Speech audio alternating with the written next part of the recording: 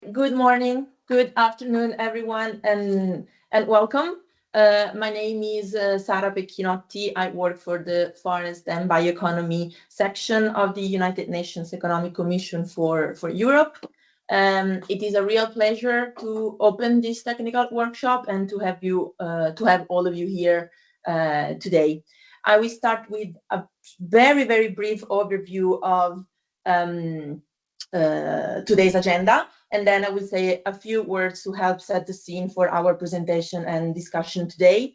So this session will run for 1 hour from after this short introduction, my colleague Daniel Griswold will present the UNECE Urban Forest Questionnaire, including an overview of its structure and a walkthrough its main elements. These will be followed by a Q&A session and open discussion, which is a key part of today's workshop and an important opportunity for your feedback and exchange. During this discussion, you will be able to raise your virtual hand to ask questions directly, but please use the chat for comments or reflections at any time during the presentation.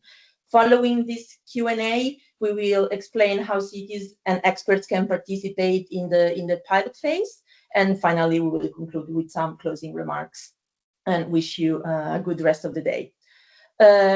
Right, so turning now to the broader context to help explain why we are here today. As I believe all of us in the call today know, urban trees and forests are widely recognized as a core component of sustainable and resilient cities.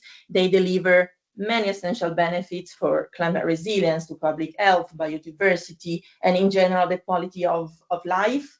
At UNECE, forests in and around our cities are understood as a critical urban infrastructure and a nature-based solution. They are understood not as a single asset, but as a system made up of many elements, from street trees to parks to private gardens and peri-urban forests.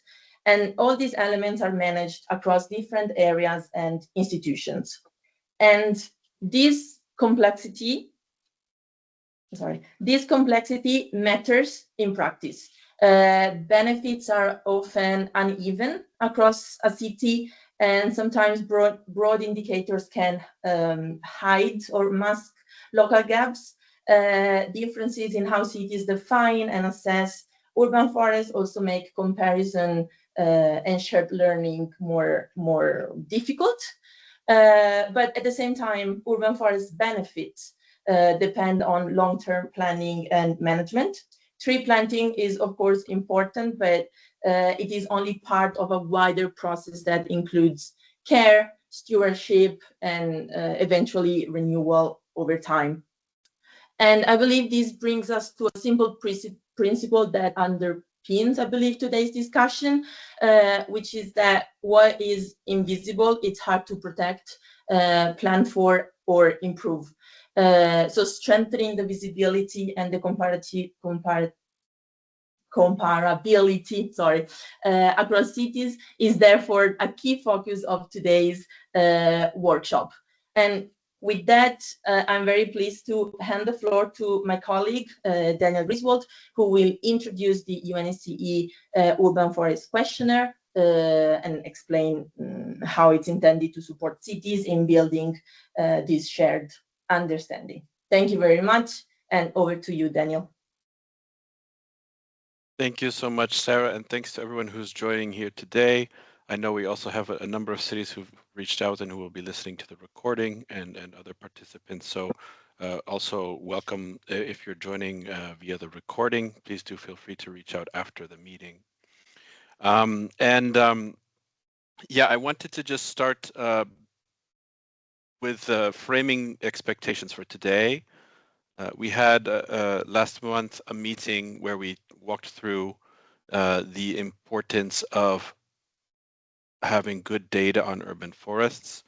Today's and why we have developed this questionnaire. Today's meeting is more of a focus on the questionnaire itself. So it's to support cities who are piloting the questionnaire to understand how to use it. So if you would like to understand a little bit more of the why we have developed this questionnaire at UNECE, we'll share a link in the chat that you can also view our previous meeting for. But basically, as Sarah said, we're trying to make complexity visible to support identification of priorities that are actionable at the city level. And this is also something that can be relevant if you're trying to target support at the national level as well. So by completing the questionnaire, we're trying to help cities not only quantify their canopy cover, which a lot of cities may already know, but look at it in a more nuanced way, understanding what's the difference between the downtown and the peri-urban areas, for example, is going to be very important if you're talking to the mayor. And being able to compare yourself to other cities is difficult if we don't have a comparable data set. The questionnaire is meant to be useful for the city itself, so it should support better decision making, help you understand budgets if you're communicating those to other actors within the municipality, leaders, for example, to make trade-offs and priorities explicit. It should also help you if you want to benchmark and learn from peers to better understand how your urban forest structures are similar and how they might be different. This should also help to strengthen the case for investment. For example, if you're going to be investing in a dense urban area, the cost of planting might be higher, and you can make a stronger argument for that if you can show why that is where your priorities are. And you can compare yourself to other cities. And of course, from the UN side, we're very much supportive of having equitable cover of urban forest canopies. We don't want upscale neighborhoods with lots of trees and poorer areas that have limited green cover. So this is also a tool to support you in advancing equity as part of your urban forest planning. Next slide, please.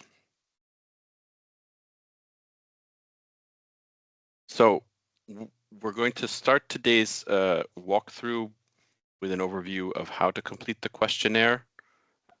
Please feel free to add any questions in the comments. We will have a question and answer after I go through these slides. There are a number of them because this is meant to really support cities who are trying to understand how to complete the questionnaire. After this walkthrough on slides, I will also open the questionnaire and go through it by sharing my screen. But first, I want to go through the introduction on how to complete it. So the main focus is this questionnaire is meant to be a tool for cities. So it can be a little bit complex, as you'll see, but the point is that it should add value and not be a burden. And depending on how much information you have available and depending on your objectives, we have a light version and a full version. One is more detailed, the full version, and one is simpler, depending on how many resources and how much data you have available. The questionnaire is not a methodology for data collection. Rather, it recognizes that different cities have different information available, and so it uses information that you should have from existing data sources. This might be GIS systems if you have them. It might be a tree inventory. You might not have a dedicated GIS. That's fine. So we're not trying to replace them. We're not trying to develop a new methodology. We're trying to help take existing data and put it into a comparable format and one that is also helping you to analyze and communicate your needs to city leaders, to the public, and to funders. One important difference we should also note is that it gathers not just information on canopy cover, which might come from remote sensing or geographic information. It also covers non-geographic data that you cannot get from remote sensing. So information on budgets, on staffing, and on management practices. This is very important if you want to benchmark the urban forest cover in your city compared to other cities, for example. And this questionnaire brings it all into one data set. Next slide, please. So before you start, we would suggest you assign a coordination lead because this questionnaire will ask you for data from many different sources, and you may need to involve multiple people in gathering the data. You may need to reach out to other municipal departments. So a coordination lead should be coordinating all of that process. You should then decide which version of the questionnaire you'll complete, and I'll show you the different versions in a minute. So this could be the condensed light version, or it could be the full version if that information is available to you. For either version, partial completion is acceptable. If you have most of the data or even just some of the data that is requested, but not all of it, it's normal to have some gaps. You should still try to fill out the information that you have. If you don't have information, you can put not applicable or not available. Next slide, please. Now, here is a screenshot, a partial screenshot of table 2 in this case, and we'll go through the questionnaire a little bit later. But what I want to draw your attention to here is the difference between the condensed and the full version. In this table, the full version includes a breakdown of each row in 4 columns. One that looks at the entire city, which we call the local administrative unit, and one that breaks it down by urban areas, peri-urban areas, and rural areas. We recognize not all cities will have this information with this breakdown by urban, peri-urban, and rural, or it may take additional processing. And so if you're doing the light version, you would only fill out the first column, entire LAU, and you would not fill out the next 3 columns, urban areas, peri-urban areas, and rural areas. And that's why they're marked with an asterisk. So if you go to the next slide, Sarah. The cells in green here would be the condensed version of the questionnaire or the light version. That's the data that you would enter. If you're doing the full version, you would enter not just the green cells, but also the yellow cells. Having this information by urban, peri-urban, and rural areas can be important because oftentimes the urban areas have much lower canopy cover. So we do think it's valuable if possible, but we realize that not all cities will have this data. Other questions in other tables are similar. Wherever you see 3 asterisks, it's part of the full version of the questionnaire. Next slide, please. Second important thing before you start is to try to gather as much information as you can early, because you may need to ask for other departments in the city to provide information. You may even need to look to sources external to the city. And if you start trying to fill out the questionnaire before you do that, you will not get very far. And because we know it can take some time for colleagues in other departments or outside the city to send data, it's important to plan ahead what you need, or else you risk having delays in completing the questionnaire down the line. I'll go through in a bit more detail the information that's requested, and there's a detailed annex in the questionnaire that may help you with initial data requests. But basically, we're looking for information on total population, administrative boundaries. This might be urban, peri-urban, rural, for example. Land use and land cover data. If you have it in a geographic information system, that's ideal. But if not, if you just have tabular data, we can also work with that. If you have an urban forest inventory or an urban tree inventory, that also can help with a lot of the information requested in the questionnaire, but it's not mandatory. You will need to have information on the budget and expenditure related to trees and green spaces. And we're asking for information on staffing and service providers. Next slide, please. So as I said, you may need to request information from other departments. If you're getting spatial data, for example, in a geographic information system, you may have it available at different scales. So when we look at remote sensing, you might have some information available at a 1 meter pixel size, or at a 10 meter, or at 100 meter. We realize not all information will be available at the scale you may want, but we encourage reporting based on the best available information. And the questionnaire can, of course, be completed even if access to all sources is not available. We do have an annex with a list of global or regional sources that may have some of the data if you don't have it available at the city level. Determining which information is not available may also help you think about what you want to gather in the future if you're planning an inventory, for example. Next slide, please. Here's a bit more detail. I'll go through this quickly on what you may want on geographic information. So you would probably want information on tree canopy cover. Population density would be useful. Ownership of land, whether it's public or private, that's very important to understand if your tree canopy percentage is the same on public or private land or if it's different. And understanding that will be important to the approach that you take to caring for sustainably that cover, or trying to increase it if you want to do that. We also have suggested that you understand land cover by what areas are classified as forest, what areas are classified as other wooded land, and what areas are classified as remaining land area. These are terminologies from forestry, but this will help compare your data with national forest inventories if you're able to gather this information. And obviously, if you have an area of forest in your city, it may increase your whole city's canopy cover, but if that's just in one spot, the rest of your city may actually have very low tree cover. So it's important to understand the difference, what is in the remaining land area, which may be where most people live.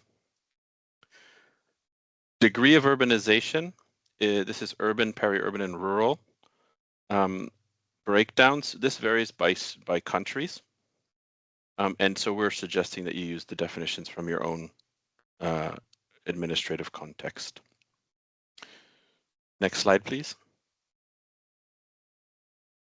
So non-geographic data could include information on the total city budget, and of that, how much is there of that expenditure is on trees and forests.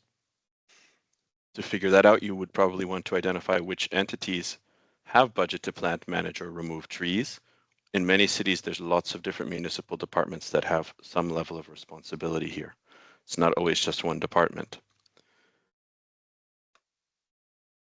It's also useful to understand the number of staff and volunteers. If you're benchmarking, different countries have different costs and different currencies, but staff and volunteers can be still comparable. And information on the costs and benefits of urban forests. There's been a lot of research recently at the city level showing that an investment in urban trees and forests delivers benefits that far outweigh the economic costs. If you have information on this, we're asking for this in the questionnaire as well. Next slide, please. Here are example data sources. If you do not have your own municipal geographic information system, this is a list that we provided for convenience. It's not exhaustive. It's not presented in order, and we're not endorsing any of these sources as specifically, but you may want to use them if you do not have data at your own city level. I won't go through this in detail, but I invite you to look at it. It's provided in the annex of the questionnaire. Next slide, please.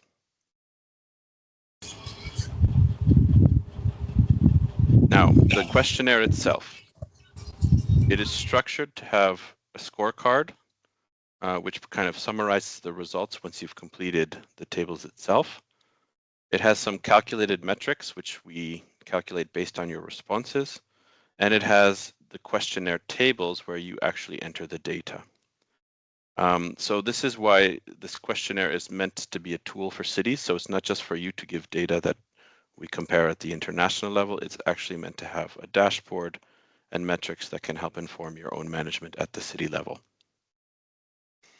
Next slide, please.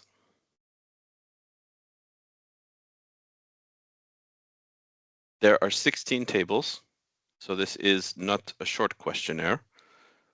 This was developed in consultation with arborists, with cities, on what information they think is important for managing the urban forest.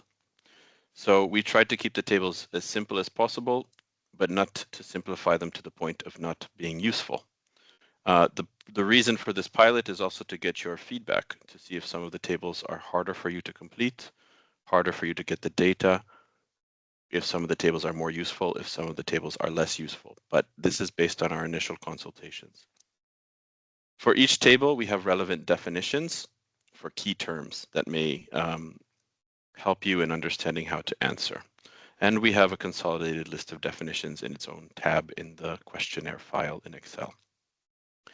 We do anticipate that if you're piloting the questionnaire with us, you may have questions, and please do feel free to reach out for us at the email listed on the slide. Next slide, please. As part of completing the questionnaire, we are also asking you to provide information on how easy it is to provide this for each table. So we're asking you to say if basically the data is already available or requires simple extraction from another source, which would be low effort. If it requires moderate effort to provide, so you need to request it from other departments, you need to consolidate from multiple sources, or if it requires high effort, so maybe you need to develop GIS models, which may or may not be feasible for you, or if it's just unfeasible. And I'll show you in a minute how you would report on this in the questionnaire. Next slide, please.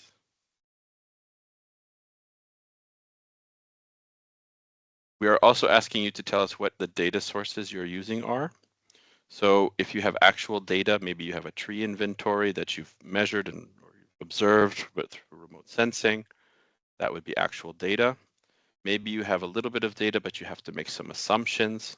That would be estimated data based on partial data, estimated responses. Maybe you have no actual data, but you have an expert judgment, and so you make an estimate. That's fine, but please let us know that that's where the values are coming from. Or if the data is not available, then of course you can leave it blank. Next slide, please. Here's how this looks in a table. Here I took an example from table 7. Table 7 is looking for the number of trees on land owned by the local administrative unit, which is the city or town. We have total for the light version of the questionnaire, and then we have 2 extra columns for the full version of the questionnaire, so total that are on forest and other wooded land, and total that are on remaining land area. For each row, we're asking you to say, what is your data source? Is this an estimate? Is this actual data? How difficult was it to reply to this row? So was it easy? Was it low effort, medium effort, high effort? And if you want notes or comments, maybe if you're doing the full version of the questionnaire, it's low effort for the total, but it's high effort for the breakdown by remaining land area. You can put that in the comments. Next slide, please. So step 1 would be to fill out table 1. This is a basic reference that will also be used for some of the comparisons of the data within the replies that you have, and also among cities if you agree to share your replies. So the official name of the local administrative unit. This is a complicated name for a city or town, but it's because we recognize that there's many different levels of local governance. So some of you may be working at the metropolitan level, some of you may be working at the parish level, some of you may be working within the metropolitan area in a sub-administrative unit.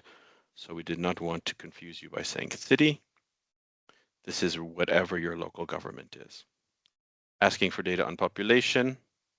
We want to know what country, of course, and the subnational unit. So this could be a province, it could be a department, it could be a region, it could be a state. Every country has its own subnational hierarchy.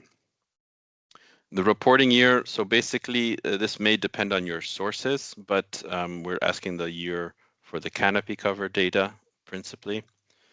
And we want to know what currency you're using. Next slide, please. So that would be for table 1. Let me actually, before we move on, I'll then go through the tables in groups, but I think I should show the different tables in Excel. So I will share my screen for a second.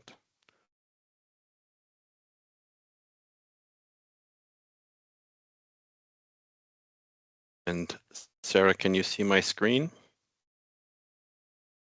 Yes. Thank you. Okay. So this is the actual questionnaire. The questionnaire has has a lot of information about the questionnaire, why to complete it, instructions. I will be going through these instructions in my slides. As you can see, I've already mentioned the condensed and full version, the coordinator. We have a space for you to give us feedback if you're piloting the questionnaire. We have a scorecard, which I'll come back to later. Right now, what I would like to go to is table 1. So this is what table 1 looks like. And what you would need to do is put in your town name. So if we're in Geneva, we would put Geneva, Ville de Genève or Canton de Genève. We would put the total population. If it's the Ville de Genève, we would put the canton here. Then Switzerland, we would put CHF for Swiss franc. And the reporting year would depend on the data that we are using. If you're not sure what we mean by LAU, this is the definition that we have for this table. It's a full definition of local administrative unit is here. This is general information. I will now go back to the slides, Sarah, if you can kindly bring those up as an introduction to tables 2 to 6. And then I will go back to the questionnaire for those tables. So tables 2 to 6 are the ones that focus on the spatial structure of your urban forest and on your canopy cover. Now, this is information that you may have in a GIS, but what we are doing with these tables is we're providing standardized definitions and structures that are comparable across cities and which can be aggregated upwards if you would like to higher levels of governance. We have the first is table 2, which focuses on vegetation and tree cover, and it's segmented by the degree of urbanization. So this is urban, peri-urban, and rural, and by ownership, so public or private. We have a table 3, which focuses on canopy cover in more detail by land ownership type. Table 4, which is canopy cover by land use as opposed to land ownership. Table 5, which focuses on parks, plazas, and ecological corridors. And table 6, which is on street tree coverage. Key tips when you're filling out these 5 tables is to use consistent boundaries and definitions across these tables. I'll show you in a minute what I mean by of which fields. And if GIS data are not available, we do encourage you to use your best estimates. So I will go to these tables now.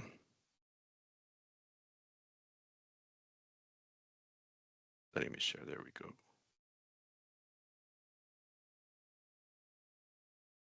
So I would move to table 2.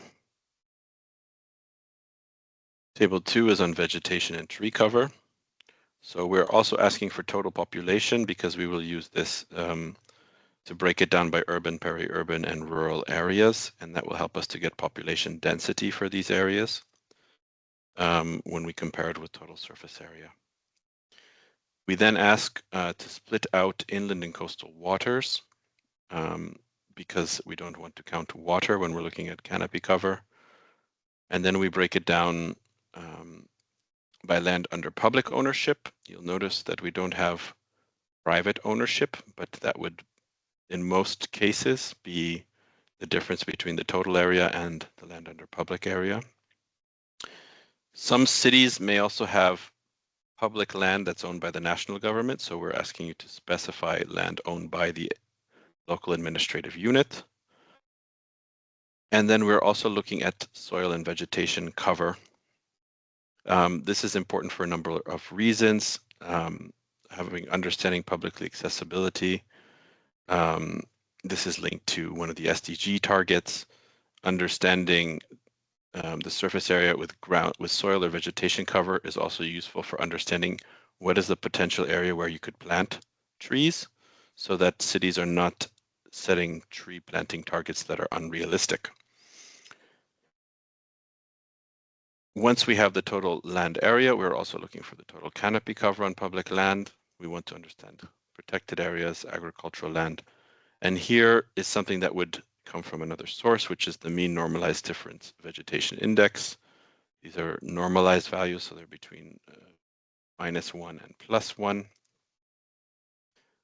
And this will help to compare NDVI with canopy cover. As you can see, we have columns here to say your data source, if it's actual data, if it's estimated, and if the effort is low, medium, or high to compile this information. I would hope, for example, total population is low and it's available, but maybe having surface area of soil and vegetation cover that is publicly accessible may be a bit harder for you to compile. Table 3, canopy cover by land ownership. So this is to understand if you have high canopy cover on public land and low canopy cover on private land, for example, that will help you target your efforts and your responses.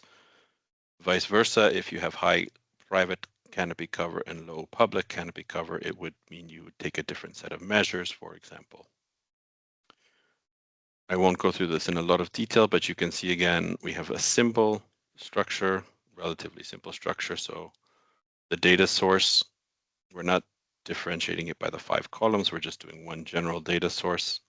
If you need, you can put a note or comment and the effort to complete. Here we're asking for total area and we're asking for canopy cover. So we can get the canopy cover percentage for these different segmentations of land ownership. It's also helpful to understand the number of trees planted in the 5-year period because if you're doing the advanced version, we're trying to look at the change in canopy cover by these different components over the last 5 years or the 5 years that you're prior to your reporting year.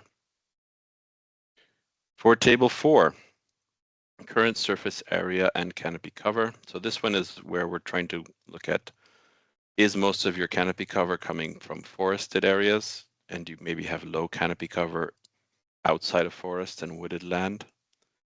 That would show up here. This is also important if you want to be able to compare your city data with national statistics, for example, from the National Forest Inventory, which often excludes urban areas.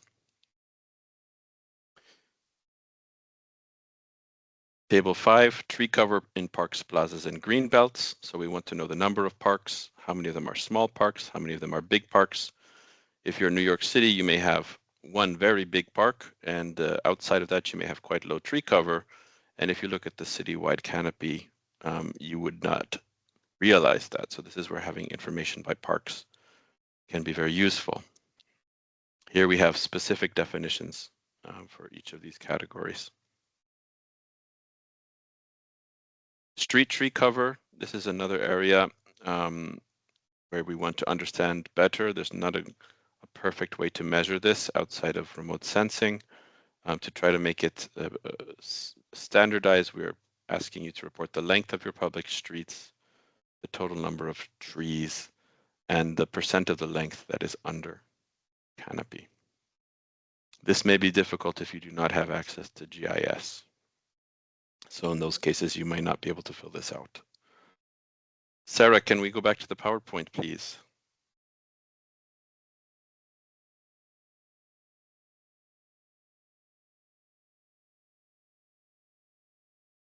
Thank you so much.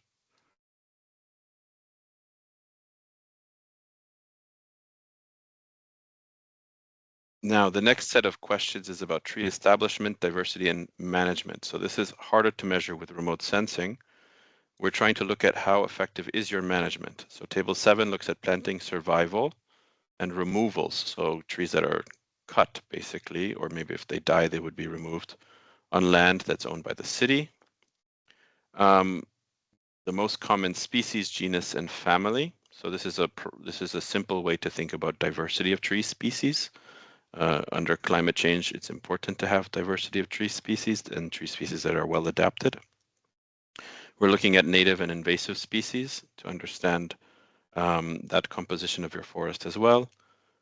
There's a very simple question on planning instruments. So do you have inventory? Do you have a master plan? That will be very important to interpreting your responses and to showing to city leaders, if you do not, that many other cities who are completing the questionnaire do have those planning instruments. And then management actions. So how much pruning are you doing? How much irrigation and other forms of protection? These are going to help us understand how intensively the urban forest is being managed. So for some key tips for these tables, we're only focusing on survival rates and removals for trees managed by the city, because we're expecting this would be quite difficult to track on private land. So this is more for focusing on public management. Biodiversity data may be incomplete, but please report with what you have, and please clearly distinguish public and private land. I will go to the questionnaire again, and I'm going to try to leave at least 15 minutes at the end for questions and discussion, so please bear with me. So here's table 7. So basically what we're looking at is how many trees did you have at the end of the year? How many were planted during the year? How many were lost or removed during the year? And if you do the math, you should be able to understand the change from the start to the end of the year, the net change. So that can help you understand if the count is going up or down. We're also looking at the size of trees. So we're using 7 centimeters diameter at breast height as a standard measure. Your city may use 5 centimeters. It may use 10 centimeters. Please use the best data that you have available. But the point here is large caliper trees are often more expensive, and often you would expect them to have a higher survival rate compared to very small caliper trees under different planting methods. So this can help to understand budgets for planting, for example. We do also want to understand the survival of trees that are planted. So we're asking how many trees that were lost or removed had not been in their planting position for 3 years. If you have a comprehensive management system, you should have this information. If you do not, then you may not have this information. Table 8, tree diversity. So the most common tree species, the second most common, and the third most common, the most common genus, and the most common family. Some of you may be familiar with the 10-20-30 rule, which is a rule of thumb. So it's not a hard rule, but it suggests you shouldn't have more than 10% of your trees from a single species, 20% from a single genus, and 30% from a single family. So we can understand that from these responses. We would like to differentiate the city overall from the public land if you have that information. Species diversity. So the total number of tree species in the city is asked here, percent that are native and the percent that are invasive.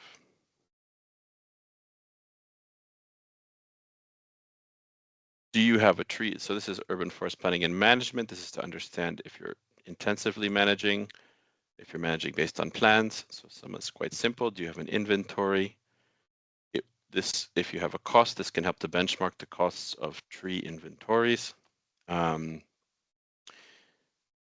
Because we want to benchmark the costs, we're also asking what percentage of trees were actually inventoried. We're asking if you have a master plan and the cost of the master plan as well. And management of trees on land owned by the city. So how many trees are under some form of legal protection, maybe under municipal bylaw, maybe under a national law that protects them from being removed? How many trees were irrigated, pruned, or treated for pests or disease? And we're asking you to break this down by land area if possible. This may be difficult if you're in forest managing at the hectare. It may be difficult to estimate the number of trees, but we would ask you to try to make that estimate. We then break it down more specifically by irrigation and by pruning and by disease, if that is possible to split out. And here I mentioned before, I would tell you what of which means. So here, this is 11.2.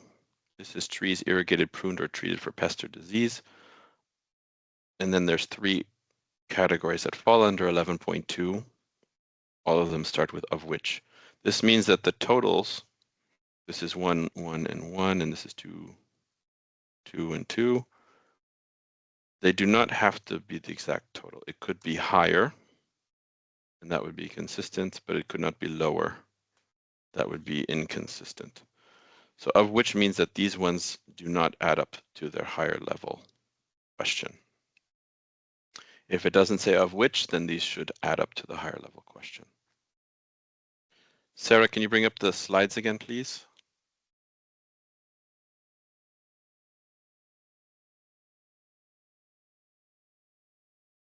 Thank you. I'm not going to go through these final tables in a screen share because in the interest of time, but we are asking for information on finance. So the total expenditure, the type of expenditure by activity, if you have information on cost benefit, and information on the number of staff, contractors, and volunteers. I spoke a little bit about this earlier in my presentation. Next slide, please. Finally, we have table 16, which looks at equity and access. This has been getting a lot of attention recently as the 33300 framework. I just saw a comprehensive analysis for Europe, for example, that was just recently published. So these, there are external sources you may use to reply to some of these tables. And if you do not track this, that's fine. Please just let us know. Next slide, please.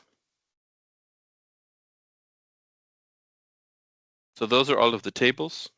After you complete them, you should review the detailed metrics overview, check for any obvious inconsistencies, and complete and review the scorecard.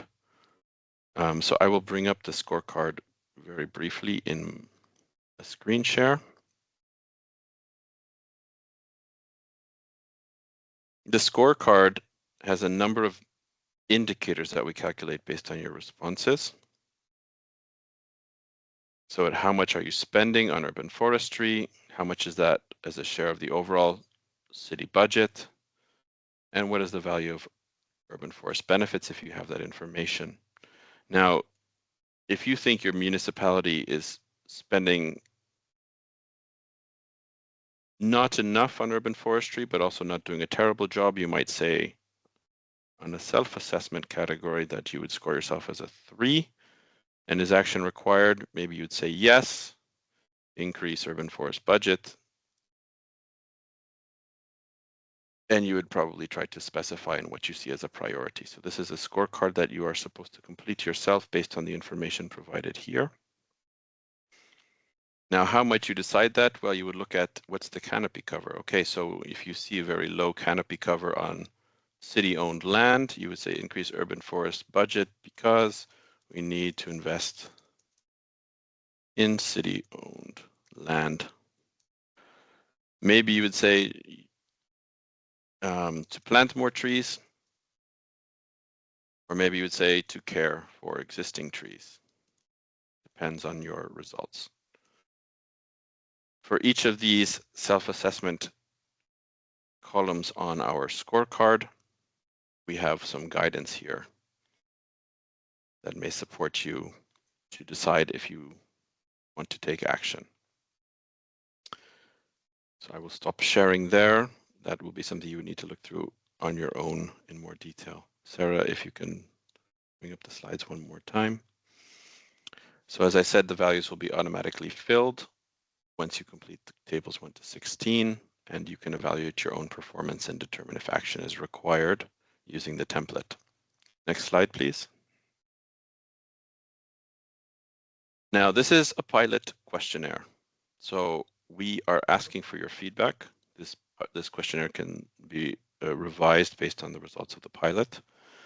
So we do welcome critical comments. They're often the most helpful for us. Here's some questions that you might use to provide us feedback. Are the instructions clear? Are the definitions clear? Do they match what information you have available? I won't read all of them. And how do you plan to use the results? It is a lot of work, and that's why we have 2 versions. You may start with a light version. We do want to hear your feedback if it's useful for you at the end. We hope so. We do hope it should help you prioritize so that you can invest where money is most needed to deliver the outcomes that you want for your urban forest. Next slide, please. Okay, that was a lot of me talking. I've seen some questions in the chat, but I do want to open it up here if you have questions on the questionnaire.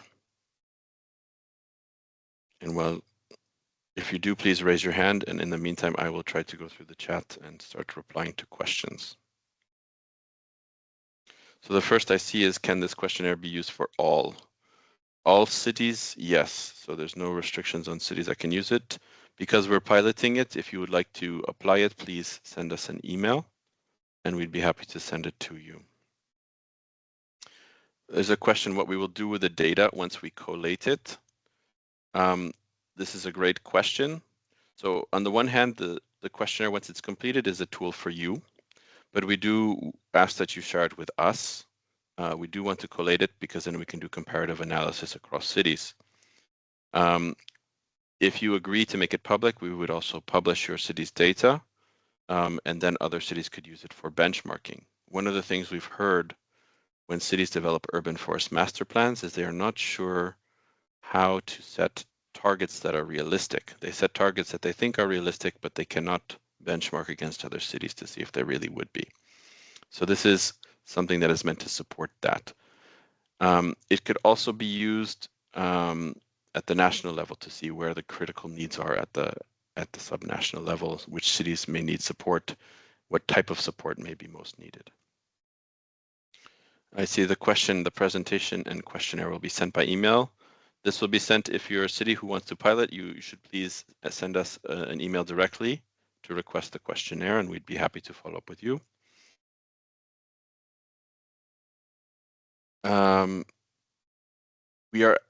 We'll come to the next steps, but I see the question already. We're asking for you to try to complete the questionnaire for the piloting by the end of June. This is taking into consideration the fact that you need probably some time to request data from other municipal departments to process data, and you may be juggling other responsibilities, of course. So we think that that's a reasonable amount of time to be able to gather the data and to complete the questionnaire.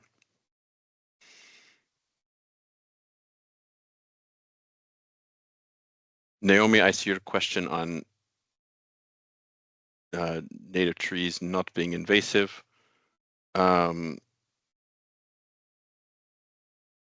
There's a more detailed definition on what we mean by invasive in the questionnaire. So I would invite you to look at that. But yeah, I mean, we're not saying, I should also clarify, we're not saying that all non-native trees are invasive. That's Okay, certainly thank not you, what we're trying Daniel. to say. Yeah. Thanks, Daniel.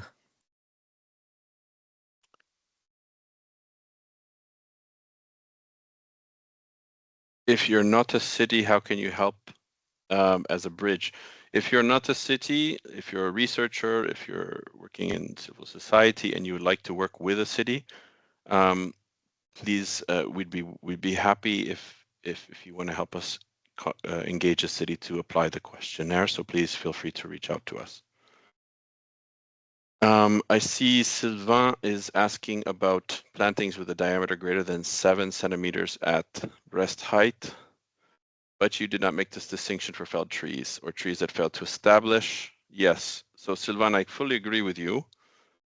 The version of the questionnaire that we published is not the most complicated version of that table that we have developed during drafting. We had a much more complicated version of that table.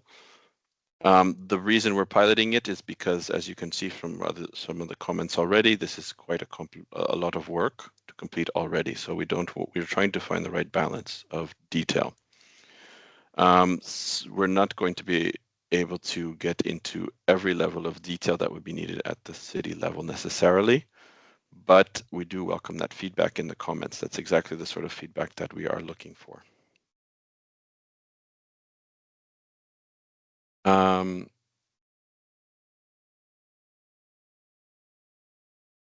I don't see any other comments or questions, but if anyone does want to come in, I would invite them to. Otherwise, I will finish going through the slides. We have a few more slides, I believe. Sarah? Yeah, the last slide. Yeah, so this questionnaire is still in a pilot phase, so it's not an official UNECE tool or standard. So this is why we ask you to email us. We're not putting it online because that could make it seem like it's already finished. It has already gone through a round of consultations, but it may still be updated based on this pilot. So for now, it should not be used or reproduced without our prior written consent. And you should inform us if you want to participate in the pilot. That's as simple as sending us an email and we'll follow up. Since we don't have more questions, I think I can then quickly walk through the questions, the tables that I skipped at the end. Since we have another 7 minutes. So first to the question from Naomi, here's the list of consolidated list of definitions. And here we have a definition of invasive tree species, and we would welcome any feedback on that. Where possible, we took existing definitions from other sources. I skipped tables 13 and onward, so this is about expenditure. So first we want to know what is the annual budget in your city for planning and managing forests. Then we would like you to break that down by planning, planting, and management, if you can. This may be easiest for the whole city if possible, and you can differentiate between forest and wooded land, which often has a different type of management than remaining land area, which is often more urban. That would also be very helpful. We're also looking for irrigation expenditure, pruning, trimming, pest control, and removals in the more advanced version of the questionnaire. Here we're asking for the cost-benefit ratio. So if you have done a separate study on this, if yes, what are your benefits? And what is the benefit cost ratio? So if for every euro you invest, you have 5 euros in benefits, the benefit cost ratio would be 5 to 1. And if you can, text response on how you calculated this.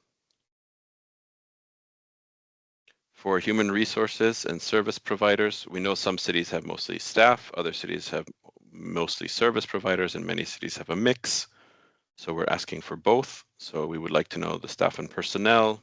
Sometimes you have consultants or other categories that may not fall under staff, but please, if it's a person working, please count them.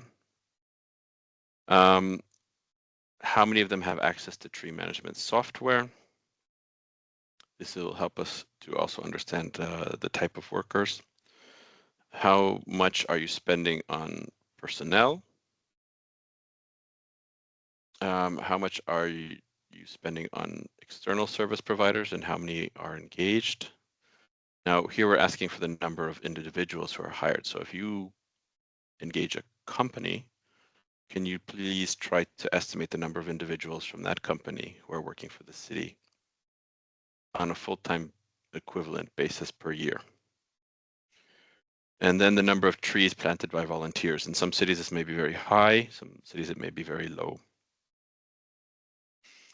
Here is inclusivity. So this is the 330-300 rule. Are you tracking it? If yes, what is the value for the percent of population that can see 3 trees from their place of residence or work? What is the percentage that live in a place with at least 30% canopy cover? And what percentage is within 300 meters of a public green space? We're also asking for the SDG 11 indicator of how much of the built up area is open space for public use for all. And what we're adding on to this SDG 11.7 indicator is of this built up area, how much is canopy cover? And I think I missed table 12. So here's the total budget of the municipality. This is the expenditure on planning, managing, and monitoring, expenditure on salaries, external service providers, total expenditure from external sources. So if you get a grant from the national government, or if you get a grant from an NGO, that would fall here. So external sources that are earmarked for urban forestry? What is the amount of funding coming from domestic public sources, so national governments? Could also fall here. So this is a subcategory. Here is if you're getting from international public sources like development banks, international NGOs, and how much is coming from non-public sources like foundations, companies that maybe are sponsoring a park, something like that, and national NGOs. How many public entities have a budget as well? So if you have the Parks Department, but you also have the Schools Department, which is managing the trees in school grounds, and you have the Transit Department, which is managing trees along streets, you would start to count 3 entities here. So I will come back. I'll stop sharing one more time. Come back in case any additional questions or comments. For those who were not able to join in person, please do feel free to reach out as well. And we welcome your participation in the pilot. Please contact us, as Sarah put in the chat, at treesincities@un.org to request a copy of the questionnaire. If you are interested in piloting this, we'll be happy to follow up with you.